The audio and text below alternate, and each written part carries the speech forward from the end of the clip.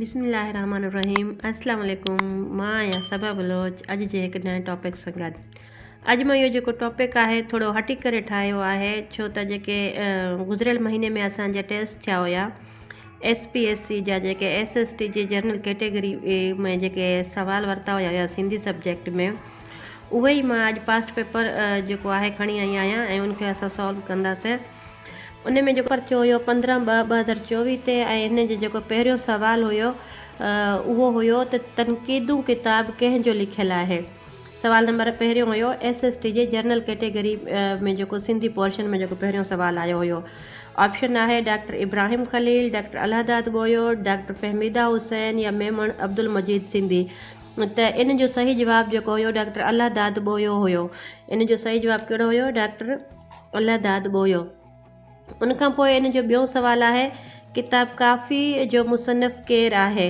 हाणे किताब काफ़ी जो मुसनफ़ केरु आहे, इन में पहिरियों ऑप्शन आहे मिर्ज़ा कलीच बेग, ॿियों आहे मखदूम तालिबुल मौला, टियों आहे C इब्राहिम जोयो ऐं D आहे डॉक्टर नबी बख्श बलोच। त इन जो सही जवाबु आहे मखदूम तालिबुल मौला। इन जो असांजो सही जेको ऑप्शन आहे मखदूम तालिबुल मौला आहे। उनखां पोइ आहे सवाल नंबर 3 ते असां अचूं था। मोहन जो दड़ो अली बाबा जो लिखियलु देश आहे।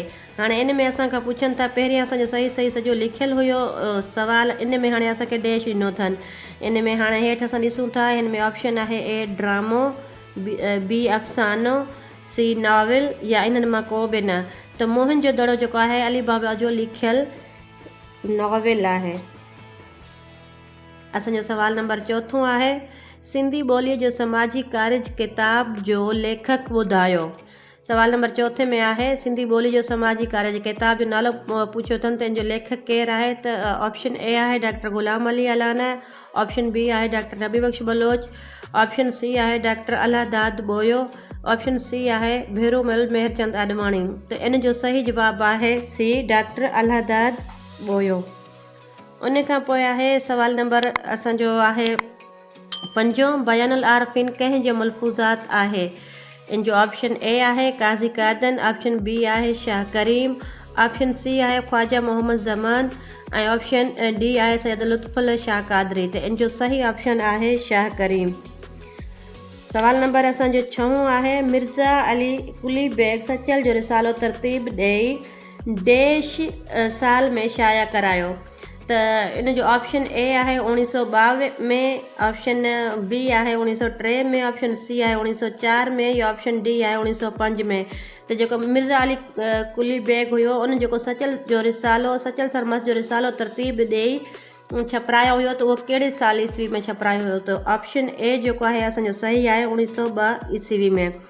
सवाल नंबर 7 आहे नूरजहान नाविल कंहिंजो लिखियलु आहे। इहो सवाल जेको आहे असांजो लेक्चरारी जे पेपर में बि आयो हुयो 2021 में, ऐं हाणे जेको आहे उन खां पोइ आहे हाणे असांजो सवाल नंबर 8 हुयो सिंध यूनिवर्सिटी मां सिंधी अदब में सभ खां पहिरियों PhD डिग्री कंहिं हासिलु कई।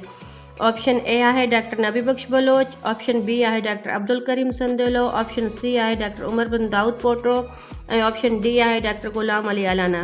त असांजो सही जवाबु आहे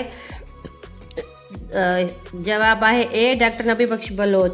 असांजो सही ऑप्शन आहे A। उनखां पोइ आहे सवाल नंबर 9 आहे सचल चेर कहिड़ी यूनिवर्सिटी में क़ाइमु थियल आहे। उनजा ऑप्शन आहिनि ऑप्शन A आहे कराची यूनिवर्सिटी, ऑप्शन B आहे सिंध यूनिवर्सिटी, ऑप्शन C आहे शाह अब्दुल लतीफ़ यूनिवर्सिटी ऐं ऑप्शन D आहे सूफ़ी यूनिवर्सिटी शाह। उनखां पोइ आहे इन जो सही जेको ऑप्शन आहे ऑप्शन C आहे Shah Abdul Latif university. Option C जेको आहे इन जो सही ऑप्शन आहे। सवाल नंबर 10 आहे असांजो लतीफ़ी सैर किताब कंहिंजो लिखियलु आहे। किताब जो नालो आहे लतीफ़ी सैर। असां ॾिसूं त हिन पूरी टेस्ट में जेका आहिनि किताबनि जा नाला काफ़ी सारा पुछिया आहिनि। ऑप्शन A आहे डॉक्टर गुरबख्शाणी, ऑप्शन B आहे मिर्ज़ा कलीच बेग, ऑप्शन C आहे ग़ुलाम मोहम्मद शाहवाणी, ऑप्शन D आहे भेरूमल चंद अडवाणी। त इन जो सही ऑप्शन आहे ऑप्शन D भेरूमल मेहरचंद अडवाणी। त इहे हर उन्हनि टेस्ट में ॾाढा सवाल रखिया हुया जीअं असांजे टेस्ट में अचनि पिया। त हर पोर्शन मां 10 सवाल, त इहे 10 सवाल असांजा पूरा थिया। मिलंदासीं हिकु ॿी नई वीडियो में, जेको 16 तारीख़ जो पास्ट पेपर हूंदो SST जो। सुभाणे असां उनखे हल कंदासीं। असांजो टॉपिक अॼु हिते ख़तमु थियो। उमेदु आहे तव्हां सभिनी खे पसंदि आयो हूंदो ऐं मिलंदासीं हिकु ॿिए लेक्चर सां गॾु, ऐं उहो बि जनरल कैटेगरी जी पास्ट पेपर मां ई हूंदो, जेको 16/2/2024 मां हूंदो। ओके, अल्लाह हाफ़िज़।